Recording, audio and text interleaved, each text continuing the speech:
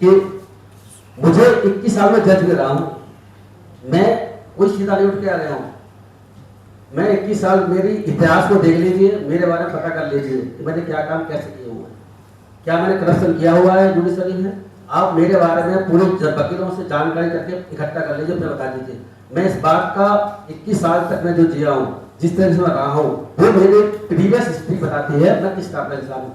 चाहे संगठन का सवाल है, आप फ्यूचर में 10 साल बाद आप मुझसे ये क्वेश्चन जरूर पूछना। मैं अपनी व्यक्तिगत बात कर रहा हूँ, मैं किसी और की बात नहीं कर रहा। मैं संगठन में जब तक मैं हूँ तब तक ईमानदारी के साथ में जिस बात के लिए बना हुआ है उस बात के लिए काम करता रहेगा, चाहे हमें कितना भी इसके लिए संघर्ष करना पड़े, चाहे हमारी जान चली, हमें इसकी परवाह नहीं है। हम केजरीवाल या और जितने लोग हैं, अब आप, मैं थोड़ा पीछे ले जाता हूँ कि जब जयप्रकाश नारायण जी का आंदोलन चल रहा था, उस चले जाइए आप, वो लोग जितने भी आंदोलन कर रहे थे वो कहाँ पर हैं? सारे के सारे लोग आप देख चुके हैं पिछले सालों में पॉलिटिक्स में आने के बाद उन लोगों ने क्या क्या काम किया, देश में क्या काम किया है। तो मैं फिर बता दूं कि ये जो लोग हैं जो आंदोलन कर रहे हैं, जो भी कर रहे हैं, अगर ईमानदारी के साथ में वो जो करना चाहते थे वही बात कह रहे हैं, ऐसा नहीं देखने को मिल रहा है। मन में कुछ और बाहर कुछ है, वो देखने को मिलता है। तो मैं आपको वादा करता हूँ, संजीव कुमार 21 साल तक जज में, आज तक मेरे पर दाग नहीं है। 10 साल के बाद जहाँ तक पुत्र मैच करके सुना हूँ, कुछ होने वाला नहीं है, मेरा वादा है। सर, आप 21 साल न्याय के मंदिर में रहे, पिछले 20 साल को अगर देखे जाए, 1520 साल का जो टाइम है और आज का जो टाइम है, तो न्यायपालिका में कितना बदलाव आया है? देखिए, न्यायपालिका में बदलाव आया है, लेकिन नेगेटिव बदलाव आया है। मैं जो देख पा रहा हूँ ये नेगेटिव बदलाव है। नेगेटिव बदलाव इसीलिए है क्योंकि जजेस जो है अपना काम ईमानदारी के साथ में, संविधान के साथ में, देश को कानून का डिसीजन नहीं ले रहे हैं। वो अपनी व्यक्तिगत सोच के आधार पर ले रहे हैं, वो उनकी पर्सनल आइडियोलॉजी है उसके आधार पर डिसीजन ले रहे हैं। वो संविधान के हिसाब से, कानून के हिसाब से डिसीजन नहीं ले रहे हैं। इसीलिए ये जो गिरावट देखने को मिल रही है, तो वो सरकार के साथ अगर जजों का उठना बैठना होगा, अगर सरकार के साथ, सरकार के संगठनों में, उनमें सरकारी संगठन जाने में दिक्कत नहीं है। मुझे दिक्कत सरकारी दोस्त, जब हम जज बने उसके बाद सरकार के साथ हमारे बहुत सारे बुरा हुआ करते थे, इसमें राष्ट्रपति भी आते हैं, प्राइम मिनिस्टर भी आए, हम जजों को आमंत्रित भी कई बार यहाँ पर विज्ञान भवन में किया गया, जाते हैं, अभी जाते रहते हैं, उसमें प्रॉब्लम नहीं है, लेकिन व्यक्तिगत प्रॉब्लम जरूर है। मैं उस प्रॉब्लम की बात कर रहा हूँ, जब जो है प्रधानमंत्री मोदी जी जब चंद्रचूड़ साहब के घर पर चीफ जस्टिस तब आते हैं, उस प्रॉब्लम की बात करता हूँ। आखिर ऐसी क्या दौड़ा नजदीकता है जिसकी वजह से मोदी जी वहां पहुंचे हैं। और आपको ये भी समझना होगा कि उन जज साहब ने क्या क्या किया हुआ है। वो जज साहब ने जो राम मंदिर का आंदोलन है, बाद में और भी बहुत सी चीजें वो देखने को मिल रही है।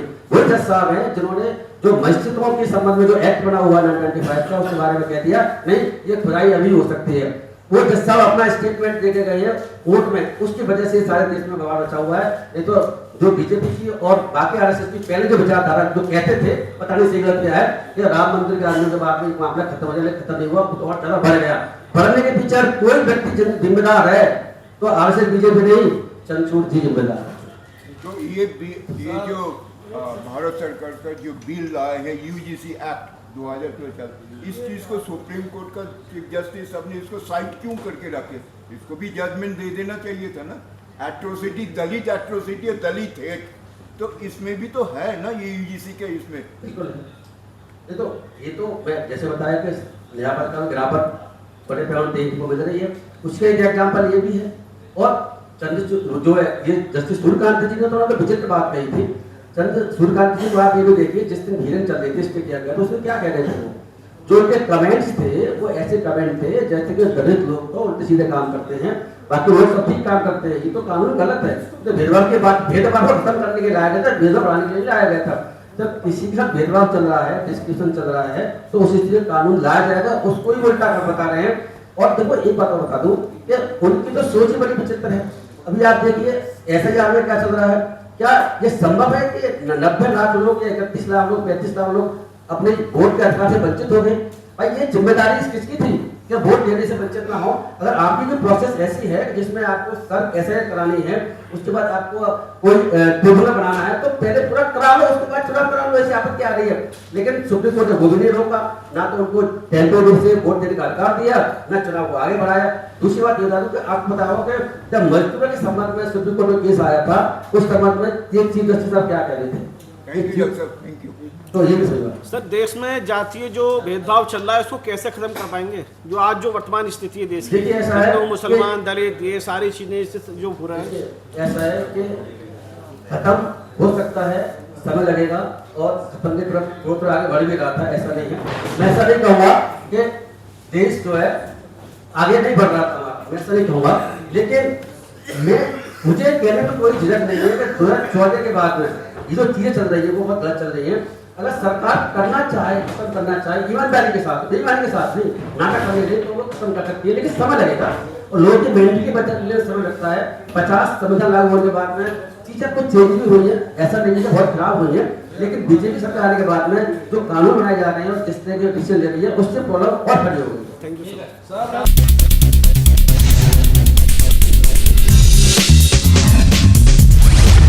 छोड़कर आके समाज के लिए काम कर सकते हैं, तो वो लोग सिस्टम पर जब पहुंचते हैं तो उनको क्या हो जाता है? जैसे आपने गवई साहब की बात करी, और भी अभी एक चंद्रशेखर हैं राउंड जो अभी सांसद हैं, वो टीना डाबी अभी वहाँ की IAS बनी। तो ऐसा क्या होता है जब सिस्टम में पहुंच जाते हैं या दलित समाज के लोग, तब वो समाज का भला भूल जाते हैं, और जब तक सिस्टम में नहीं होते तब तक वो संघर्ष की बात करते हैं, दलितों के उत्थान की आवाज उठाते हैं। देखिए सर, इसको मैंने बहुत पहले से समझा है, आपने इसको सही क्वेश्चन पूछा है। मैं बहुत लंबे समय से ये विचार हमने क्या कर रखा है कि आखिर ऐसा, अब ठीक क्वेश्चन पूछा है कि आखिर ऐसा क्या होता है कि उससे पहले जब किसी पद पर नहीं होते तो दुनिया भर की बातें करते हैं, उसके बात भी करते हैं कभी कभी, लेकिन जैसे ही वो किसी पद पर पहुंचते हैं, चाहे चीफ मिनिस्टर बन जाए, चाहे राष्ट्रपति मुर्मू जी बन जाए, चाहे गोविंद जी हो, चाहे IAS ऑफिसर्स बन जाए, चाहे और कोई बच्चा सांसद बन जाए, चाहे चंद्रशेखर जी का आपने जिक्र किया, आप बिल्कुल ठीक कह रहे हैं। मैं आपको उसका रीजन क्या है, रीजन ये है कि जो जिन लोगों का आप नाम ले रहे हैं ना, वो लोग जितने भी हैं, मैं जहाँ तक समझ पा रहा हूँ, वो कोई हित का काम, समाज का काम करना चाहते ही नहीं है पहले से। ये सब ढोंग है, नाटक है, नौटंकी है, इससे मैं अच्छी तरह से वाकिफ हूँ, क्योंकि ये दलितों की बात नहीं है, ये जनरल की भी बात है। आप ये भी समझिए कि ये काम सिर्फ दलित लोग नहीं कर रहे ऊपर पहुंच करके, जनरल वाले भी ये काम कर रहे हैं। जैसे ही पद मिलता है, मैं आपको फिर बता दूं, मैं जहाँ तक समझ पा रहा हूँ, जहाँ तक मैंने इस देश को देखा है अपने लंबे समय से, चाहे जज रहते हुए, चाहे जज रहने के बाद, उससे पहले मैंने वही पाया है। अब केजरीवाल एंड कंपनी को देख लीजिए, मैं इससे जोड़ना चाह रहा हूँ कि क्या है कि साहब हम एक ऐसा देश बनाएंगे जो देश ऐसा होगा जो भ्रष्टाचार मुक्त होगा। अब भ्रष्टाचार मुक्त देश तो नहीं बना। केजरीवाल जी की जितनी भी बातें थी वो सारी के सारे उन्होंने उल्टी करना शुरू कर दी। तो उन्होंने क्या किया कि लोगों की भावना को भड़का करके उन्हें लगा कि ये ऐसा मुद्दा है जो करप्शन का, जिसके बेसिस पर हम जो है सरकार में आ सकते हैं, बड़ा आंदोलन खड़ा कर सकते हैं। करना कुछ नहीं है, लेकिन सरकार में आकर मंत्री बनना है। तो जो लोग इस तरह की सोच के होते हैं, चाहे दलित हो, चाहे जनरल हो, चाहे धर्म कोई भी हो, वो लोग सिर्फ पद पर पहुंचने के बाद में अपनी जीवन भरते हैं। और मुझे कहने में कोई झिझक नहीं है कि उसमें से 95% लोग करप्ट हैं। मैं आपके चैनल के माध्यम से कहना चाहता हूँ, आप दिखाइए इसको। मैं 80% नहीं कर रहा हूँ, मुझे अपना मेरा अनुमान ये है कि 95% सिर्फ आसपास जजेस या अधिकारी या पॉलिटिशियन सभी की बात कर रहा हूँ, वो करप्ट है। मैं इस पर भी आश्चर्यचकित हूँ कि करप्शन की बात सुप्रीम कोर्ट में आती है, अगर सरकार को जो एक चैप्टर लाते हुए उसको भी बैन किया गया, वो अच्छी स्थिति है। तो देखो करप्शन है, बहुत बड़े करप्शन है। जो लोग आपको कह रहे हैं ना, मैं इसको फिर क्या दोहरा दूं, अगर बुलडोजर जस्टिस के रूप में गवई साहब चाहते थे वास्तव में बुलडोजर की कार्रवाई इलीगल ना हो, उस स्थिति में वो अगर ऐसा चाहते मन से तो वो ढेर शास्त्री के दरबार में हाजिर लगा, तो जो बुलडोजर से तोड़ने की बात कर रहा है। तो आप ये भी समझ लीजिए, गलत की नहीं, सभी की कहानी है, ये सब मुखौटे है, नाटक है। सच्चाई के साथ, ईमानदारी के साथ देश में सच्चा काम करने के लिए कोई भी नहीं है। ऐसा कैसे चंद लोग एक्सेप्शनल हो सकते हैं। सर आप सीटिंग जज रहे हैं, पिछले 20 जो दलित फोरम है,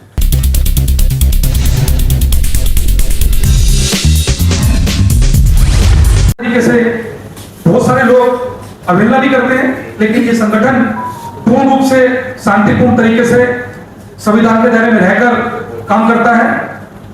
और मैंने बताया भी आपको कि हमारे बीच में संगठन के राष्ट्रीय अध्यक्ष माननीय संजीव कुमार साहब हैं, जो दिल्ली में 21 साल जज रहे और जज की नौकरी का त्याग कर, क्योंकि आप देख रहे हैं भली भांति इस देश के अंदर, क्योंकि आप पत्रकार हैं, आप हमसे बेहतर जानते हैं कि इस देश के अंदर क्या चल रहा है, किस सिस्टम के साथ चल रहा है।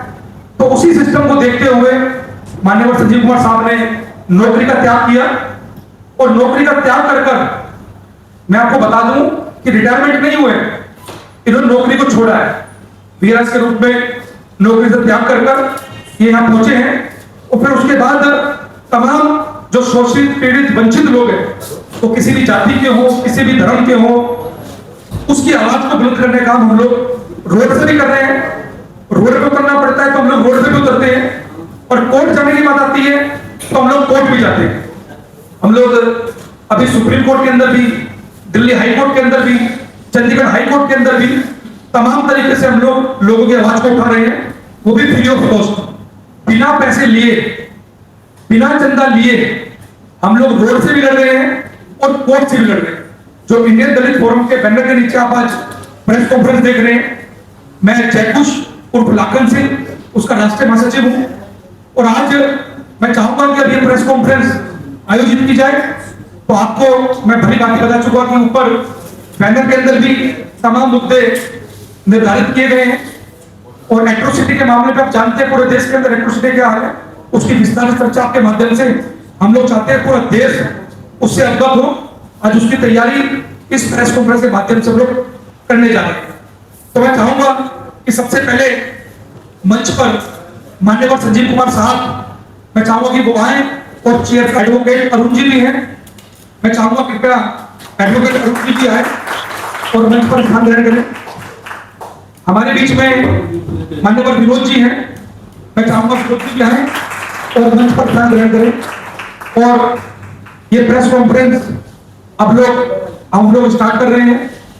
आप लोग पीछे बैनर के ऊपर हम लोगों ने मुद्दे लगा भी दिए हैं, जैसे कि यूजीसी का मामला है, रोहित वेमुला का मामला है, या तमाम तरीके से एट्रोसिटी का मामला है, या बाबा साहब डॉक्टर अम्बेडकर की जयंती को रोकने का मामला है, बाबा साहब अम्बेडकर की मूर्ति तोड़ने का मामला है। ऐसे तमाम मुद्दों पर आज हम लोग आपसे मुखर होकर बात रखेंगे, और आपसे ये उम्मीद कर रहे हैं कि तमाम चैनल बंधु, मेरे साथी, आप लोग इस न्यूज को बड़े पैमाने पर अपने अपने चैनलों पर लगाएंगे और इस देश के जन जन तक आवाज को पहुंचाएंगे। धन्यवाद। अब हम लोग प्रेस कॉन्फ्रेंस, जैसे आपने दिल्ली के कश्मीर क्लब में प्रेस को संबोधित किया है, किन किन मुद्दों को लेकर आपने आज यहाँ पर वार्ता की? आज हम लोगों ने, ये आपने देखा होगा, रोहित वेमुला एक्ट लागू हो, हम लोग यूजीसी के समर्थन में सुप्रीम कोर्ट के अंदर इकलौते हम लोग पहुंचे हैं पूरे देश में से, उसके समर्थन में था, जहां पर बाबा साहब डॉक्टर अम्बेडकर की लगातार मूर्तियों को तोड़ा जा रहा है। बाबा साहब डॉक्टर अम्बेडकर की जहां पर जयंतियां निकल रही हैं, लोग बाबा साहब डॉक्टर अम्बेडकर के प्रचारों को बड़े पैमाने पर पहुंचा रहे हैं, उनको बाबा साहब अम्बेडकर जयंती को रोका जा रहा है। और दलितों की कितनी भयावह स्थिति है, मुसलमानों की कितनी भयावह स्थिति है इस देश के अंदर, उसके ऊपर आज बड़े पैमाने पर प्रेस कॉन्फ्रेंस की गई है। सर, किस तरीके से जो जातीय भेदभाव देश के अंदर पनप रहा है, इसको कैसे आप डिस्करेक्ट कर पाएंगे? क्या देखिए, हम लोग इसको सबसे बड़ा माध्यम है लोगों का जागरूक होना, लेकिन लगातार सरकार ये चाहती है कि लोग जागरूक ना होकर सरकार के अधीन, सरकार ये चाहती है कि जातिवाद बढ़े।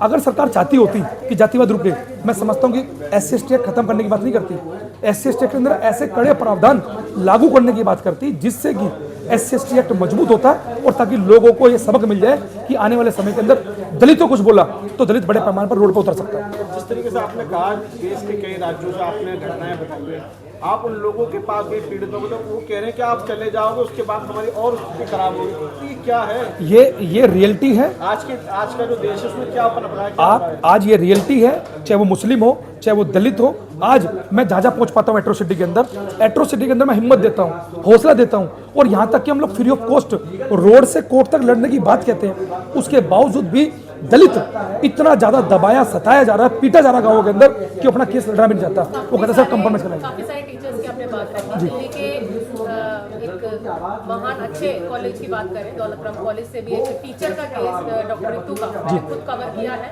और वो बहुत ज्यादा प्रताड़ना उन्होंने सही है। इसी के चलते बाबा साहिब का बीड़ा उठाते हुए काफी उन्होंने मोर्चे और काफी यूथ, काफी उनके कॉलेज के स्टूडेंट्स ने उनका समर्थन किया, बट उनको बहुत गंदी प्रताड़ना से गुजरना पड़ा। और क्या एक सडन चेंज आप चाहेंगे समाज को और मानसिकता को चेंज कर सकता है? आप ना अगला पड़ाव ना बताते हुए आप कुछ सडन चेंज अपनी तरफ से बताएं। नहीं, हम तो चाहते हैं, हम तो ये चाहते हैं कि इस देश के अंदर तमाम जो मानवतावादी लोग हैं, वो किसी भी जाति के हो, किसी भी धर्म के हो, उन्हें सामने आना होगा। आज क्या हो रहा है कि मैं लोगों से मिलता हूँ, तमाम जाति धर्म के लोगों से मिलता हूँ, तो बोलते हैं नहीं यार आप अच्छा काम कर रहे हो, तुम अच्छा काम करते हो, आप साथ आओ, लेकिन वो साथ आना नहीं चाहता है। उसको लगता है कि सरकार के अंदर मेरा बिजनेस चल रहा है, मेरी नौकरी चल रही है, सरकार उसके ऊपर जो है मतलब एक तरीके से हमें रोक देगी, पकड़ लेगी, जेल डाल देगी, तो वो इस मामले को दबा देता है। तो मैं चाहता हूं कि मानवतावादी लोग बड़े पैमाने पर सामने आए तो इस एट्रोसिटी को रोका जा सकता है। और एक आखिरी सवाल है, सबका साथ सबका विकास सबका विश्वास वाला जो नारा उसे आप कैसा देखते हैं? इसमें आपने जो नारा लिया सबका साथ सबका विकास, इसमें एक नारा जोड़ दीजिए दलितों का, मुसलमानों का सत्यानाश। सरकार ये चाहती है कि दलितों का, पिछड़ों का, खासतौर पे आप देखिए इस देश के अंदर मतलब कथा कहना कि मतलब जाति का धर्म है, कथा कहना जहाँ तक बोलो सब लोग हिंदू हैं और एक तरफ वो व्यक्ति जो ओबीसी जाति से है उसकी चुटियाँ उखाड़ दी जाती है, चुटियाँ काट दी जाती है। तो ये बड़े पैमाने पर इस देश के अंदर सिर्फ और सिर्फ झूठ के नाम पर, सिर्फ और सिर्फ गुमराह करने के नाम पर दलितों को, पिछड़ों को, मुसलमानों को एक हिंदू के नाम पर, वोट बैंक के नाम पर इस्तेमाल किया जा रहा है, उसके अलावा कुछ नहीं। धन्यवाद।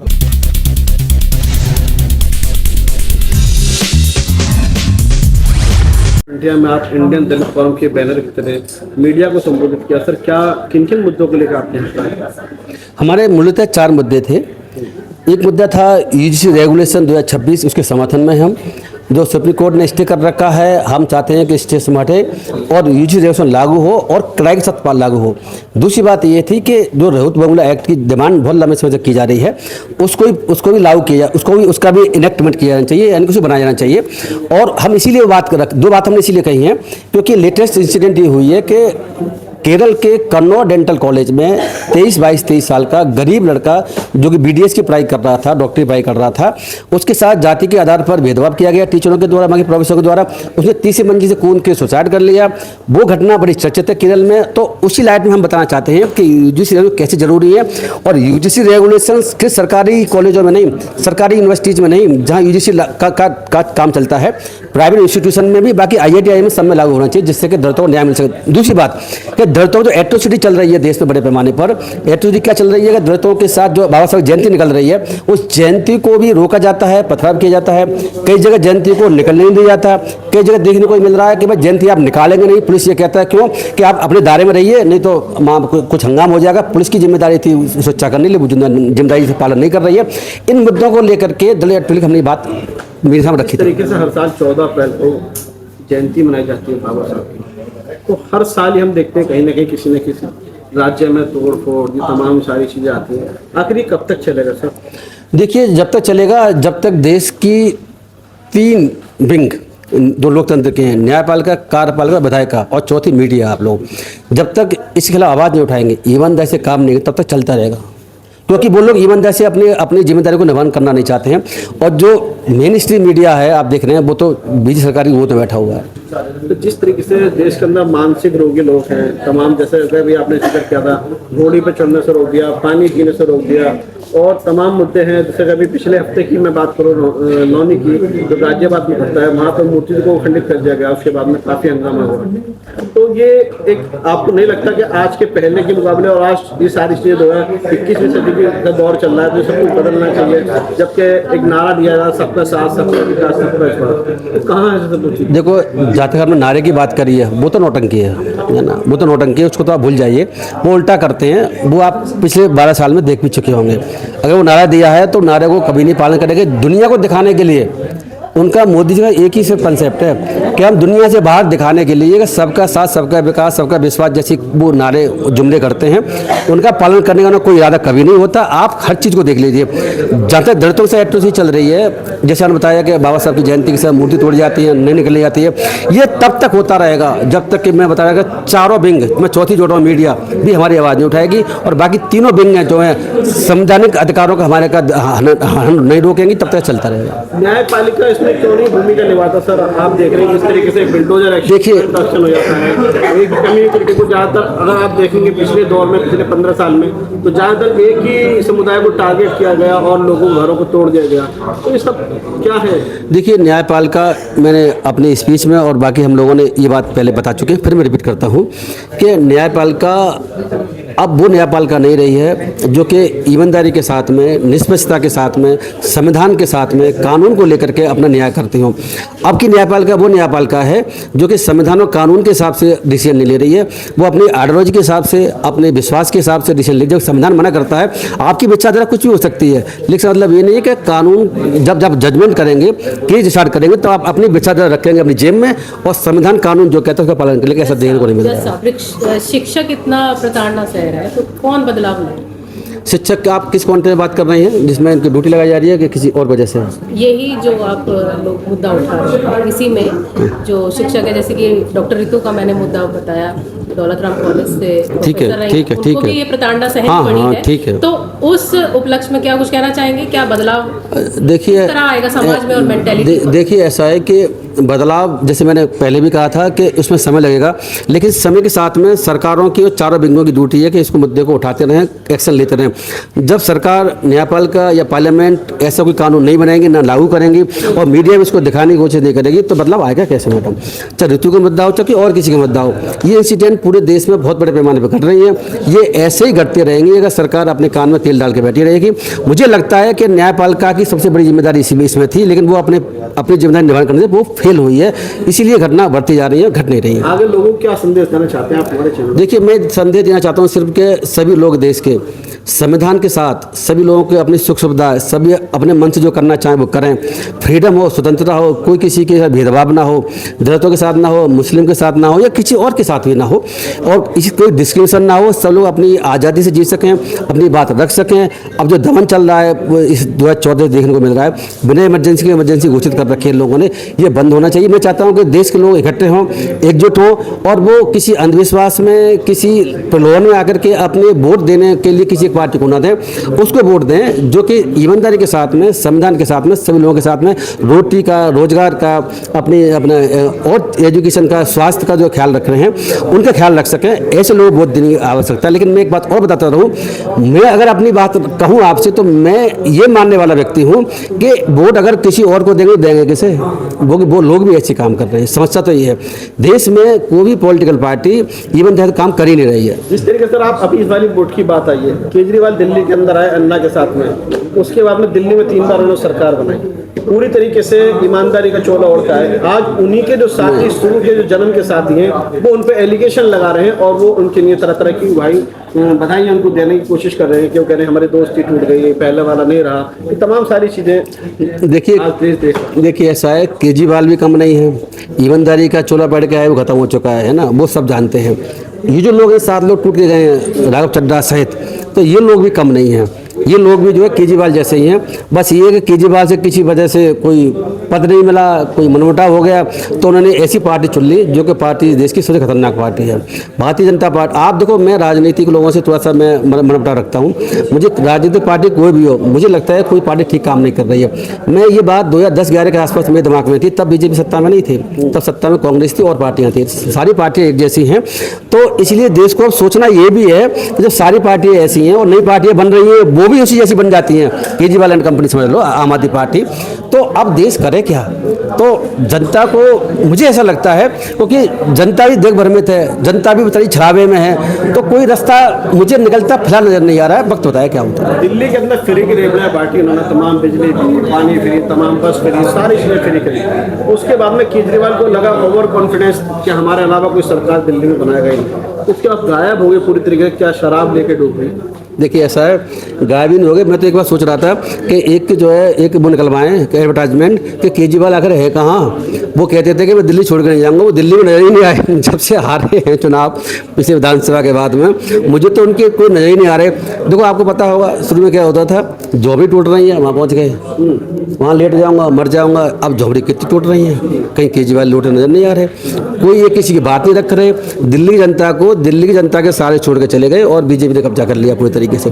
देखिए ऐसा है कि ऐसे पॉलिटिशियन, चाहे बीजेपी हो, चाहे केजरीवाल हो, चाहे मोदी हो, कोई और भी हो, सारे के सारे पॉलिटिशियन मुझे लगता है एक ही थैले के चट्टे बट्टे हैं, कोई कम है कोई ज़्यादा है। टूटी गाड़ियों में चलो, उसके बाद शीश महल। अब देखो ना, अब ये चीज़ें जो उनकी रही है ना, उसकी वजह से केजरीवाल की हालत ये हुई है। अभी हालत और भी बिगड़ेगी, आप देखते रहिए। बहुत शुक्रिया।